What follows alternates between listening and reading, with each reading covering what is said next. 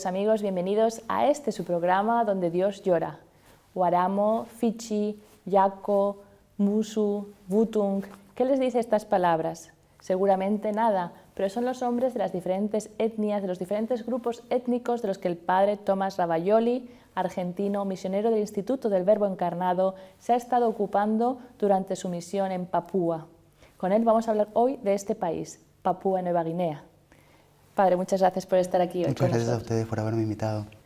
Padre, Papúa es un país que realmente hay que ver, no solamente hay que escuchar. Hemos hablado ya varias veces de este país en este programa, pero yo quería que antes de empezar visualizáramos, porque creo que una imagen vale más que 1000 palabras, cómo viven nuestros hermanos la fe en este país.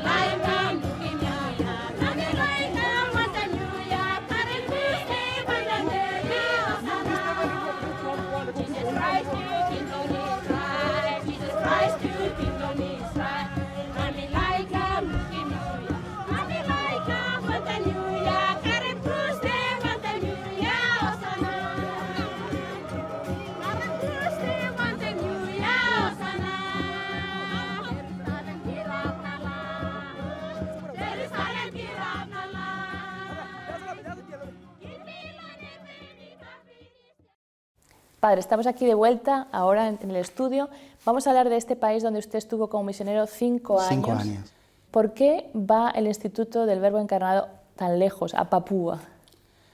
La fundación del instituto en Papúa Nueva Guinea comenzó en el año 97.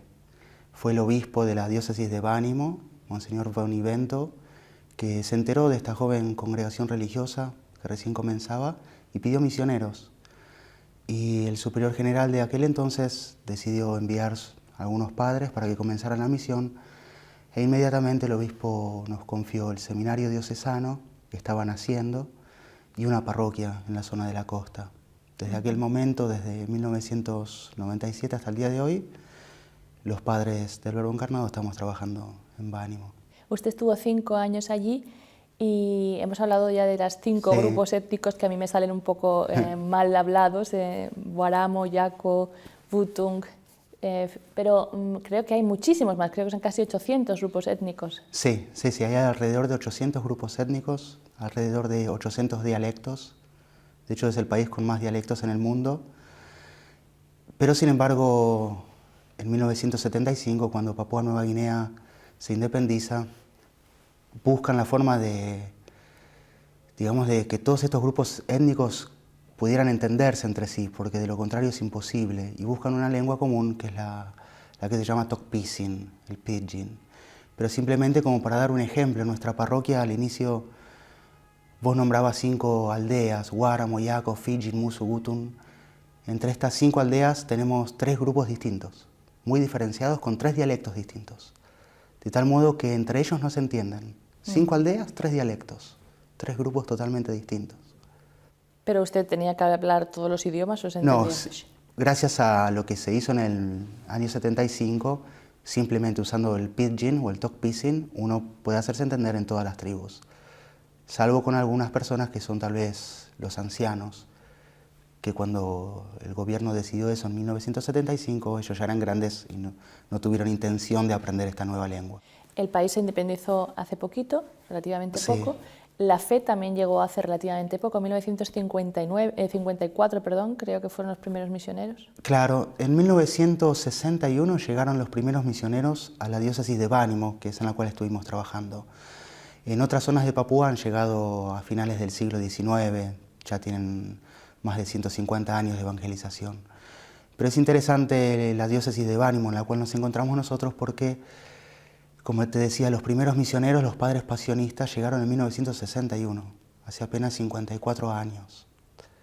Recuerdo, por ejemplo, en el año 2011, que se cumplieron 50 años de la evangelización, una evangelización reciente, vinieron esos primeros padres, que en su momento tenían 30 años, ahora eran hombres de 80, la mayoría de ellos australianos, y bueno, nos mostraban fotos, videos de lo que habían sido los inicios, hasta tal punto que en nuestras aldeas hay gente, ancianos, que nos dicen que recuerdan la primera vez que escucharon hablar de Jesucristo.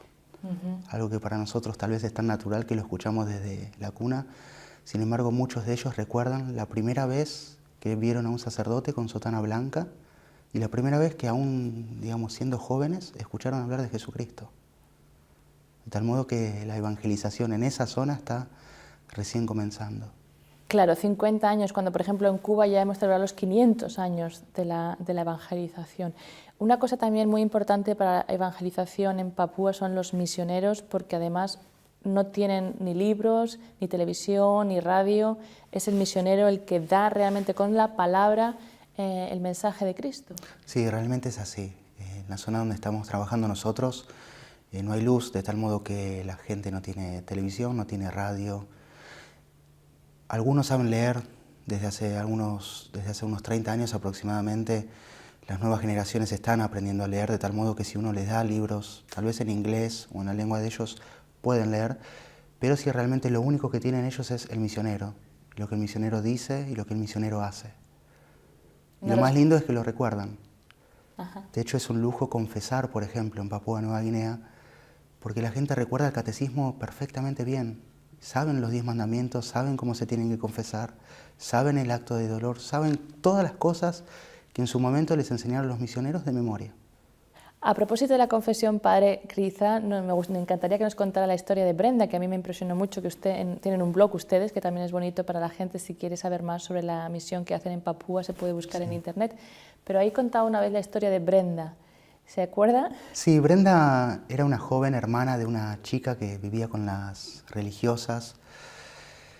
Y Brenda, en un momento cuando era jovencita, había estado de algún modo ligada a la iglesia, a los sacerdotes, nos conocía, nos quería mucho. Sin embargo, después creció, tuvo problemas, la vendieron, la casaron a la fuerza. Y Brenda se alejó totalmente, totalmente. Sin embargo, lamentablemente le tocó llevar una gran cruz, una gran enfermedad. Y fue en esos últimos días, cuando Brenda estaba en el hospital, físicamente irreconocible. Recuerdo cuando la fui a ver, no era la Brenda que yo había conocido, era una chica totalmente distinta por el sufrimiento, por la enfermedad. Pidió confesarse después de mucho tiempo. Y no solamente pidió confesarse ese día, sino que cada vez que veía a un sacerdote, y con mucha frecuencia, íbamos al hospital 3 veces por semana, íbamos a visitar enfermos. Cada vez que veía a un sacerdote, Brenda pedía confesarse. De tal modo que más allá de lo que ella habrá hecho durante esos años en los que estuvo alejada de Dios, a último momento, Dios le dio la oportunidad y Brenda la aprovechó. Y murió en gracia. Después de haberse confesado, después de haber comulgado. Tal vez porque era una chica muy cercana a nosotros y que sufrimos mucho cuando se alejó. Tal vez por eso fue que decidí escribir su historia en el blog, porque es realmente una chica que murió en gracia de Dios, un regalo enorme. Ha dicho usted que su historia es triste porque fue vendida. ¿Este es un hecho común en Papúa? Sí, hay que distinguir lo que es la selva de Papúa Nueva Guinea y la zona donde estábamos nosotros, que es la costa. En la cena todo es muchísimo más primitivo aún, de tal modo que en la selva las mujeres hasta el día de hoy se compran y se venden como si fueran mercaderías o sencillamente se intercambian por algunos productos. De tal modo que si un hombre está enamorado o no enamorado, sencillamente le atrae una chica, lo que tiene que hacer es ir a hablar con el papá o con el tío, no con la chica, y comprarla. En nuestra zona eso aún persistía, pero de a poco el Evangelio, gracias a Dios, lo va sacando. Por ejemplo, varias veces venían jóvenes en nuestra parroquia a pedir el casamiento y cuando uno le preguntaba si se querían casar, ella decía que no. Entonces uno les volvía a preguntar, bueno, entonces, ¿a qué vinieron? Y ella dice, padre, él me compró, me tengo que casar. Aún está todavía esa mentalidad. Sin embargo, en la zona de la costa, gracias a Dios y gracias al Evangelio, va desapareciendo de a poco. Este es uno de los grandes desafíos de la Iglesia, Seguro. me imagino, pero seguro, ¿cuáles son, sino para usted personalmente, cuál ha sido el más grande desafío? Yo creo que el gran desafío, al menos en la zona donde estamos nosotros, es que siendo una evangelización tan nueva, hay muchísimos elementos del paganismo que aún Persiste. subsisten entre ellos. Y ellos, aunque estén bautizados, aunque se digan católicos, sin embargo aún no renuncian a esas cosas. ¿Por qué? Porque renunciar a eso significa renunciar a tu historia, a tu familia, a tu clan, a tu tribu. Significa quedarte solo, sin nada. Entonces, en este momento los católicos de Papúa Nueva Guinea realmente se encuentran en un dilema, porque saben que Jesucristo no está de acuerdo con eso, pero al mismo tiempo si ellos lo dejan, se quedan sin nada y están renunciando a sus tradiciones, a sus antepasados. Entonces me parece que el gran desafío es ese. Queda la inculturación. Claro, claro. Sí, el Evangelio hay que inculturarlo, pero como bien explica el magisterio de la Iglesia, eso significa conservar lo bueno, pero sacar lo malo. Y todos los elementos de paganismo, magia negra, satanismo, eso hay que sacarlo. Pongo ejemplos. Cuando una persona está enferma, lo primero que hacen no es llamar al sacerdote, sino al brujo, porque es una tradición. Si alguien está enfermo, tiene que llamar al brujo. Y eso pasa entre los católicos. Recién después de que el brujo visitó a esa persona, llaman al sacerdote. Y cuando uno les explica que hicieron mal en haber llamado al brujo, dicen que ya lo saben. No es necesario que uno se lo repita, ya saben qué es lo que manda Jesucristo, qué es lo que Dios quiere. Sin embargo, la tradición de llamar al brujo es tan fuerte que no pueden rechazarla. Y así con esto pasa con muchísimas otras cosas. Por ejemplo, los casamientos, se casan por iglesia, reciben el sacramento, pero se siguen comprando las mujeres, se sigue pagando por ellas. Y guay al hombre que toma una mujer y no la compra, por más que se haya casado por iglesia, por más que sean familias realmente católicas. Esa tradición hay que respetarla. Por eso hay tantas tradiciones contrarias al Evangelio que muchas veces hace que la gente realmente se encuentre en un dilema, sin saber qué hacer. Claro, otro tema también creo que en Papúa muy candente, muy costoso, es la violencia que existe entre esas tribus, entre esos grupos étnicos. Sí. Es, el ojo por ojo y el diente por diente creo que es bastante común. Sí. Lamentablemente es un país en el cual hay muchísima violencia, en parte porque no hay ningún tipo de control, en parte también por el temperamento de la gente del lugar. Hay gente que pasa tal vez de un extremo al otro, pasa de una violencia impresionante a un arrepentimiento realmente muy grande. Entonces se mueven entre esos dos extremos cuando la virtud en realidad está en el medio, está en el justo medio. Entonces sí, hay mucha violencia, realmente pueden matarse por nada.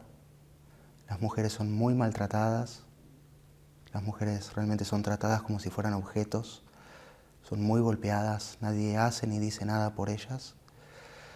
Y lo más triste es que muchas veces uno pregunta cuál fue la causa de la pelea y tal vez estaban peleando por una pavada, realmente por algo que no justificaba para nada semejante pelea. Sí. Claro, quizá yo sé que la Iglesia en ese campo está haciendo un trabajo maravilloso. Quizá para presentar un poquito una muestra de ese trabajo, me gustaría que os contara la historia de Silas. Dos historias les puedo contar rápidamente. La primera es la de Silas. Silas es un joven de nuestra parroquia que estaba juntado, no estaba casado por iglesia, tenía una hija. Y un día de noche no se sabe qué pasó, nunca se supo, pero lo atacaron a Silas, lo golpearon, lo llevaron al hospital, estuvo agonizando durante unos días en el hospital. Fui a verlo, Silas se confesó, prometió cambiar de vida y por esas cosas de la vida también su agresor se enfermó y fue internado en la cama de al lado. Nadie sabía qué había pasado y nadie sabía quién era el agresor. Hasta que llegó y lo internaron. En ese momento estaba Silas, repito, agonizando con su mamá, que lo estaba cuidando y le había llevado comida. Y Silas, con un gran esfuerzo, se giró, vio al hombre y le dijo a la mamá, mamá, este es el hombre que me atacó. La madre obviamente se enojó y Silas la tranquilizó. Le dijo, no le hagas nada, ya lo perdoné como Jesús nos enseñó. Y es más, le dijo a la mamá, te pido que de esa comida que me trajiste, separes la mitad y se la entregues a él. Así murió Silas. Que para nosotros misioneros eso fue realmente un gran consuelo, porque muchas veces la gente vive tal vez alejada de Dios, como era el caso de Silas. ¿Cuántas veces lo habíamos visitado, le habíamos hablado de la importancia de la confesión, de la comunión, del sacramento del matrimonio, y nunca quiso saber nada? Sin embargo, entendió todo, porque en el último momento de su vida, cuando se decidía su alma, perdonó a quien lo había matado, prometió cambiar de vida, se confesó y murió en gracia. Qué maravilloso, sí. Qué precioso. Y la segunda historia, en esta aldea de Guáramo, hubo una gran pelea. No recuerdo por qué estaban discutiendo, pero un hombre sacó su machete, que lo llevan siempre encima, y quiso literalmente cortarle la cabeza a un joven de nuestra parroquia. Este joven se defendió con el brazo y al defenderse con el brazo le cortó el brazo. Inmediatamente lo llevaron al hospital, fui a visitarlo al día siguiente. Un joven que tendría 20 años, sin brazo, en Papúa Nueva Guinea, donde los hombres tienen que pescar, tienen que cazar, tienen que treparse a los árboles. Perder un brazo realmente es perder prácticamente lo mismo que la vida. Y me acerqué para saludarlo, me senté con él en la cama, comencé a hablarle de la necesidad de perdonar y realmente no hizo falta que lo hiciera, porque apenas comencé, él me paró, me dijo, padre, no hace falta, ya lo perdoné. Y me dijo, es más, le acabo de decir a toda mi familia que no tome venganza, que ya lo perdoné. Qué impresionante, porque Sí. además lo de tomar venganza es lo que decía usted, está tan arraigado que Está tan arraigado, sí. que es muy... Pero bueno, de a poco el Evangelio va penetrando. Aun cuando uno no lo ve, eso es tal vez lo más hermoso. Porque tal vez uno no piensa que no hay frutos en el trabajo que hace, y sin embargo después aparecen estos casos donde uno dice, al final este hombre entendió todo. Son cosas que solamente sabe Dios y que frutos que conoceremos en el cielo. Pero de a poco el Evangelio va penetrando. Esa es la parte en la que la Iglesia da unos valores, da un camino. Por otra parte, el misionero cuando va a los diferentes países, además de dar la vida y el servicio, también recibe. También recibe. Me gustaría también que nos contara, porque esto también creo que es muy importante, cómo por ejemplo la visión de las fiestas, como por ejemplo la Semana Santa, cambia para usted viviendo en un ambiente tan diferente como puede ser Argentina o Papúa. Sí. Realmente las fiestas religiosas en Papúa Nueva Guinea son fiestas religiosas. La Navidad, por ejemplo, no es una fiesta en la cual se organizan cenas, en la cual se dan regalos. Son fiestas en las cuales se celebra el nacimiento de Jesucristo. Y lo mismo la Semana Santa. Tal vez en Argentina uno está acostumbrado que llega la Semana Santa y no se trabaja, no se va al colegio, la gente descansa en esos días. En Papúa no se descansa, se reza durante esos días. Se hacen sacrificios, se hacen ayunos. Se hacen viacrucis descalzos por caminos realmente difíciles, viacrucis larguísimos de 5 o 6 horas. Entonces, en ese sentido, el misionero recibe mucho, un gran ejemplo. Lo que son las misas, por ejemplo, de la vigilia de la Pascua, cuando después de la misa todo el mundo va al cementerio. No se va a festejar o a cenar a casa, se va al cementerio a rezar por los difuntos. La vigilia del sábado por la noche. Ajá. Ajá. Después de la misa se va con la alegría de la resurrección a visitar a los difuntos. Y lo mismo hay que decir de la Navidad.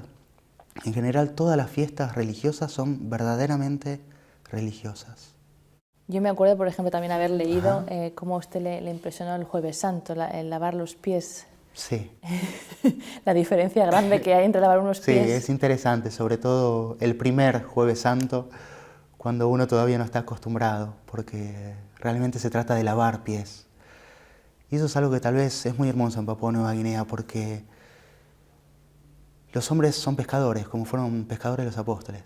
Caminaban descalzos como caminaban descalzos los apóstoles. Y lavarle los pies a ellos tiene que haber sido muy parecido a lo que hizo Jesucristo. Tiene que ser realmente muy parecido a lo que Él hizo. Son pies realmente muy sucios, cortados, con lastimaduras. Pero bueno, eso es lo que hizo Jesucristo. Cosa que no pasa tal vez en las grandes ciudades. donde justamente aquellos que se tienen que lavar los pies ya lo saben y se preparan, tal vez estrenan calzado, están perfumados. Allá no pasa eso, es más, incluso hasta se improvisa quién va a pasar a lavarse los pies. Ajá. De tal modo que es una persona que estuvo todo el día caminando descalza. Se entiende mejor lo que hizo Jesucristo, tal vez.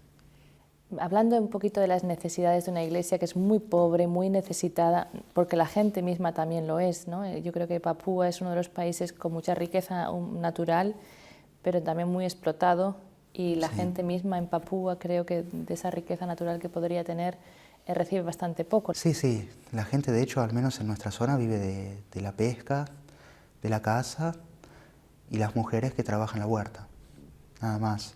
Son realmente muy, muy pocos aquellos que tal vez tienen un trabajo estable, y aún aquellos que tienen un trabajo estable no podrían sobrevivir si no pescaran y si no tuvieran la huerta, porque los sueldos son realmente muy bajos.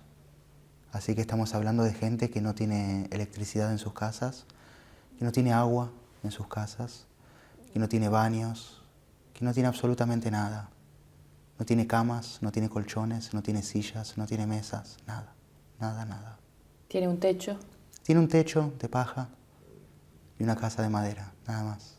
Y ahí la iglesia, que también imagino que será una iglesia normalmente cercana al pueblo, que tampoco debe tener mucho. Sí, seguro, seguro. Los sacerdotes, muchos sacerdotes viven así, en esas mismas circunstancias. De modo especial aquellos que están en la selva. Hay sacerdotes, al menos en nuestra diócesis, que para llegar a su lugar de misión tienen que caminar durante 3 días en la selva, tienen que llevar cuando caminan la canoa en los hombros, porque se encuentran con ríos que tienen que atravesar en canoas, y al llegar a casa se encuentran exactamente lo mismo, o tal vez algo muy parecido. ¿Y ustedes qué sería quizá lo más necesario, no solamente material, pero también qué es lo que en estos momentos la iglesia de Papúa necesitaría para poder seguir su labor? Sí. Yo hablo al menos por la zona en la cual nosotros estuvimos trabajando. No quiero generalizar y hablar de todo Papúa porque no conozco.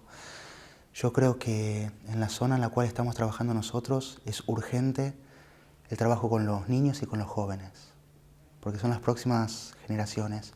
Es muy difícil cambiar a un adulto, casi imposible, pero es muy fácil trabajar con los niños.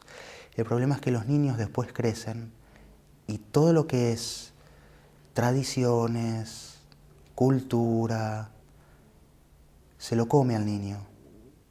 Y ese niño que tal vez iba a misa todos los días, que tal vez se confesaba semanalmente, ese niño que rezaba, después cuando crece es el mismo tal vez que comienza a llamar a los brujos, que golpea a su mujer, que compra a la segunda o a la tercera mujer y la lleva a vivir con él. Entonces me parece que en este momento es urgente trabajar con niños. Por eso nosotros tenemos 2 colegios primarios en Papúa Nueva Guinea, uno con 300 alumnos y el otro con unos 90.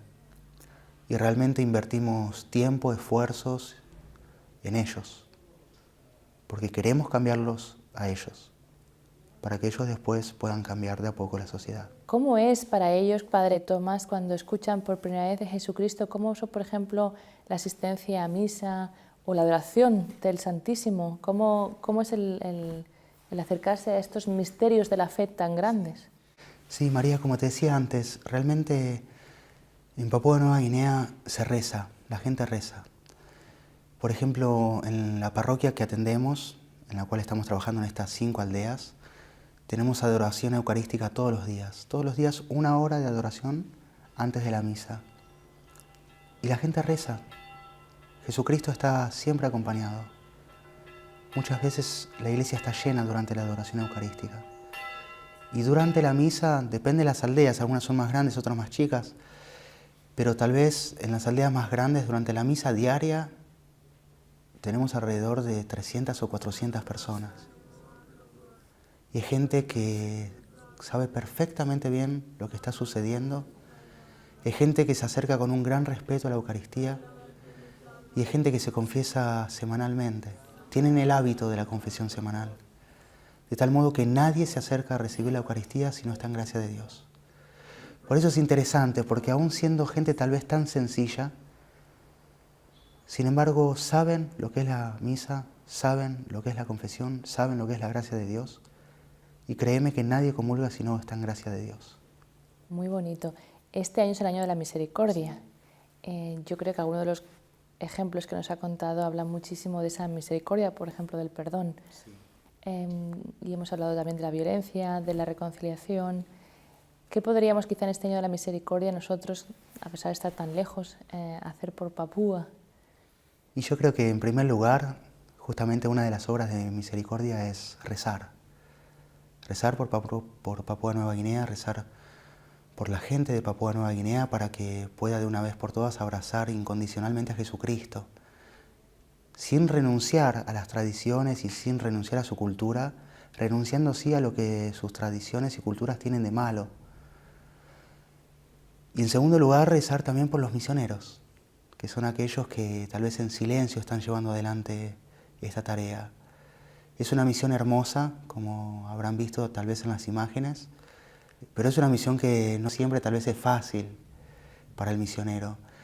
Hay sacerdotes que viven solos, estoy hablando de sacerdotes de 30, 35 años, en el medio de la selva, y no es fácil para ellos. Y yo creo que puede ser un gran consuelo para ellos saber que hay gente, tal vez en Latinoamérica o en cualquier otro lugar del mundo, que está rezando por su perseverancia, por los frutos de su apostolado. Por eso me parece que, estando tan lejos, lo único que podemos hacer es rezar por los misionados y muy especialmente también por los misioneros.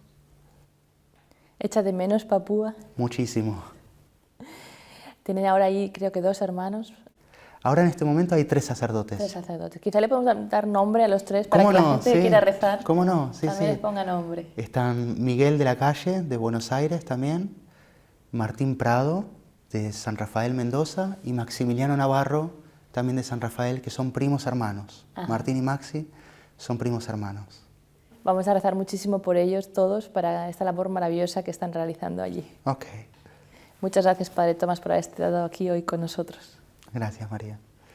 Y muchas gracias también a ustedes, queridos amigos, por haber seguido, por habernos acompañado en este su programa Donde Dios llora. Y si desean ayudar a la Iglesia en Papúa o en cualquier otra parte del mundo, no duden en contactar con la dirección que van a ver al final, en su pantalla. Muchas gracias, que Dios les bendiga y hasta la próxima semana.